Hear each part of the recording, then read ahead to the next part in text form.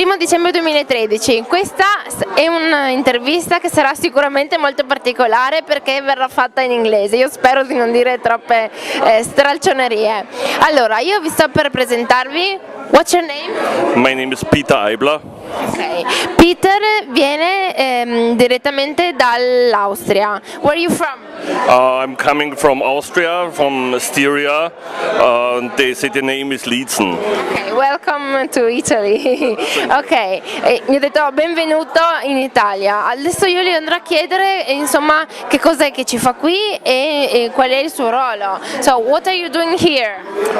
We was invited from the friends here of the Alfa Romeo Club, who was coming to our meeting in September, and they asked if we are coming here. Ok, so, allora lui ha detto che è venuto qui perché i suoi amici dell'Alfa Romeo lo hanno invitato perché appunto loro sono presenti ogni anno al loro raduno che si svolge a settembre. So, what's the name of your club?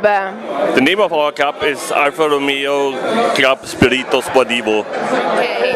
E il loro club è il club che si chiama Spirito Sportivo.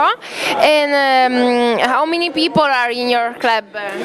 We are not so much, so many people. We are only 10 members. Ok, nel loro club ci sono esattamente 10 persone.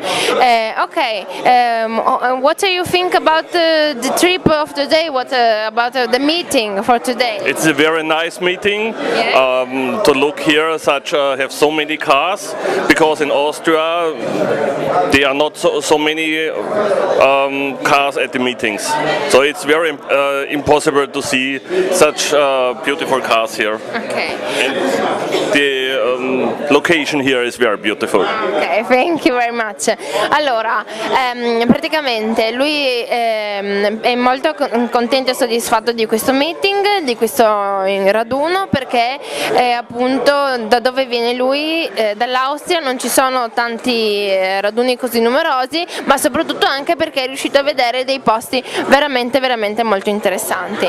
Ok, have you a website where the friends can visit you? Yes, you can see us on our homepage at www.alfaromeotreffen.at. Okay.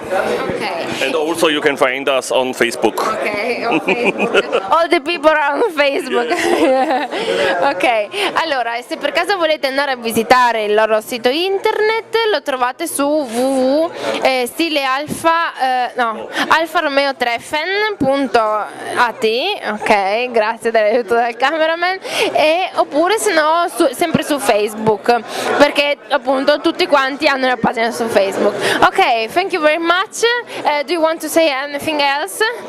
Thank you very much. Okay, thank you. Have a nice day. Oh, thank you. Ok ragazzi, per ora è tutto, grazie mille, a tra poco.